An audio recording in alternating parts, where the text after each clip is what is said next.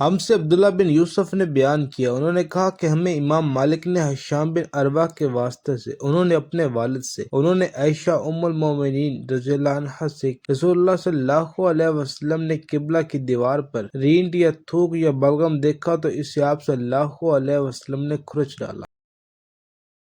ہم سے سعید بن اسماعیل نے بیان کیا، انہوں نے کہا ہم سے ابراہیم بن سعد نے بیان کیا، انہوں نے کہا ہمیں ابن شہاب نے حمید بن عبد الرحمن کے واسطے سے بیان کیا کہ ابو ہریرہ اور ابو سعید خدری رضی اللہ عنہ نے انہیں خبر دی کہ رسول اللہ صلی اللہ علیہ وسلم نے مسجد کی دیوار پر بلغم دیکھا، پھر رسول اللہ صلی اللہ علیہ وسلم نے ایک کنکری لی اور اسے صاف کر دیا، پھر فرمایا کہ جب تم میں سے کوئی شخص تھوکے تو اسے اپنے منہ کے سامنے یا دائیں طرف نہیں تھوکنا چاہیے، البتہ بائیں طرف یا اپنے پاؤں کی طرف نیچے تھوکنا چاہیے۔